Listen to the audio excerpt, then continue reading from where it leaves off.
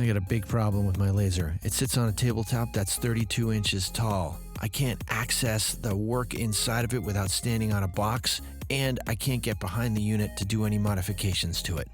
Let's build a 1-inch black iron pipe rolly cart for the laser cutter and a new work desk. My name is Eric Strebel. I'm an industrial designer. Welcome to my channel about product design and making. I hope that you like, enjoy, and become a subscriber. I'd been looking around online and on eBay for a nice stainless steel cart for the laser, and I just couldn't find one that was the right size or to work for my needs. So ultimately, I came up with this malleable pipe solution. These are my initial sketches. I'd considered some different ways to assemble the base frame and ultimately came up with what's on the right. And I'm going to have a full plan and supply list later in the video, so stay tuned for that. On Craigslist, I got a free solid core door. I'm going to cut this thing in half and use one piece for the top, and then the other half is going to be the shelf on the bottom. I don't actually own a circular saw, believe it or not, so I got to use a jigsaw. The straight edge just wasn't working for me, and so I'm going to freehand it. Online, I purchased all the flanges and the tees to build the frame. Locally, from the orange and blue big box retailers, I'm gonna source all the straight pipes and the nipples and the unions. Let's assemble this thing and I'll show you how it's put together. By the way, I will link in the description below to the stuff that I can, parts, flanges, and whatnot, so that you can get them as well if you want to build something just like this. I tried to build this with the most amount of stock parts that I could. I did need to get two pieces cut at 32 inches. That was a little bit tricky. At the Home Depot, there's actually a sign on the machine that says no furniture cuts.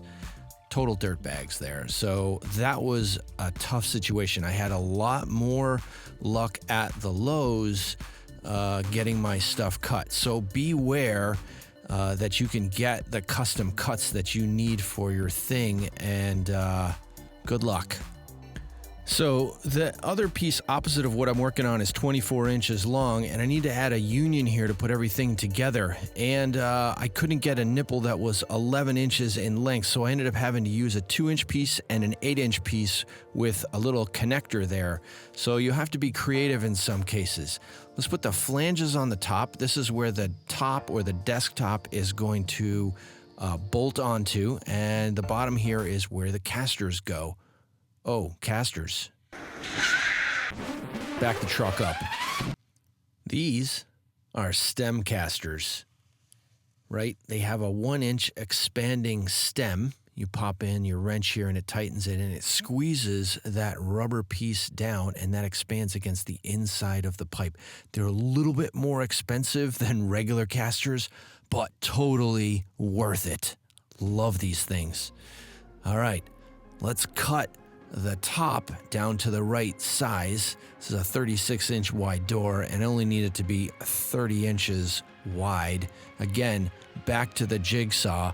Not the right tool for this, but it's all I got, and we're in frickin' lockdown. This little tip, put the clamp on the beginning of your cut, so that way when you cut through the other end, at the end, it doesn't tear or twist and break your piece, and you get a nice clean cut when you come through the end on the other side. Go through, tighten up all of your joints so everything is nice and tight, and also you can adjust the heights of all the pieces so that you can get things nice and square. Here I'm just screwing the frame down to the top, and of course this is upside down. Pop the casters in and tighten those up, and then we're gonna be just about finished with this part. Let's flip the table over. Oh yeah, that is nice. Now, with the other half of the door, I'm gonna cut this down 28 inches wide, 36 inches long, and this is gonna become the shelf. This I can wrangle onto the table saw. Thus, I'm using the table saw here. The other pieces were too wide, for me to safely cut on the table saw. So we'll cut out the little notches in the corner. You'll see why that is here in a little bit, because we need to get them to fit into and around the pipes. So we undo the union and we're going to insert the shelf. A little tricky. Pop that down. Awesome. And then we'll just rotate the pipes back and reconnect the union, and the thing will be locked in place. You won't need any screws or anything like that. It'll be nice and snug, and it won't go anywhere, and it won't come out. Be perfect for a shelf for me, for materials and my water circulating tank and the air tank, or the air pump, excuse me, for the laser. All right, so this is a very nice, super sturdy rolly cart. You'll also notice that I put the 2 locking casters not on the end, but in the front, so that when I'm facing the front of the laser, I can lock it down. I got Chris to help me lower it onto the table, and this is the big reason why we built this cart, or one of the big reasons, so that I can actually work on the laser either from behind or in the front, and when I open the lid I can actually reach down into the laser to retract my parts and set up the material on the bed. All right, so let's take a look at the plans and the materials that I'm going to use or that are needed to put something like this together. Now, this cart is a little unusual in the sense that it's only 24 inches tall, because the laser cutter is a pretty good size machine, but I need it to be pretty low, like I said, so I can reach in when I open the lid. So the pieces directly underneath the tabletop, those are 10 inches in length, and I tried to use some stock pieces there. My suggestion, if you're going to build a cart like this, is to go and get a reference guide about the connections, the T's, and how much thread is used up to screw a piece of pipe into one of these T's, so that you can accurately calculate how long your pieces need to be and come out. The one tricky thing here is the flanges. They're, in my case, 2 inches over almost 5 inches in diameter total, so be careful about that to get the table to fit right. Now, while I was at it, of course, I built a second table, and this is a brand new work table for me on the shop, based on the same design concept as the little table for the laser cutter. Just this one is 36 inches tall, but it uses the same 1-inch pipe hardware to put it all together, using the same basic framework and structure, also using a solid core door at the top, but just one door at the very top.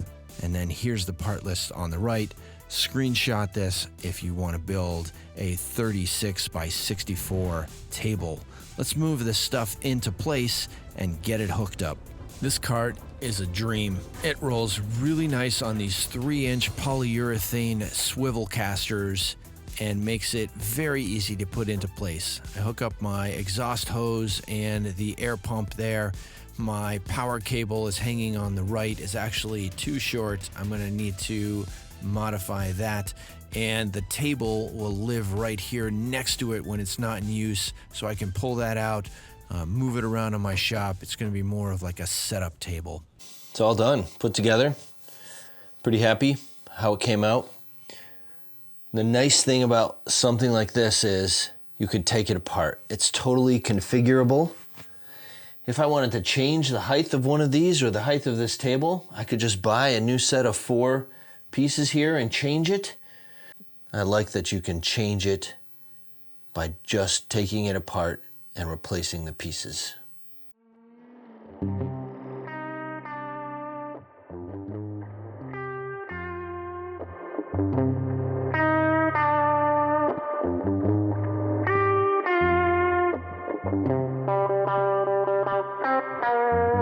Make sure you give the video a thumbs up, and don't forget to subscribe if you haven't already done so. Hey, and don't forget to follow me on social media. I'm on Facebook sometimes, Twitter usually, and now Instagram. Rock on. Click here to check out some of the other design and making videos that I have that you might enjoy.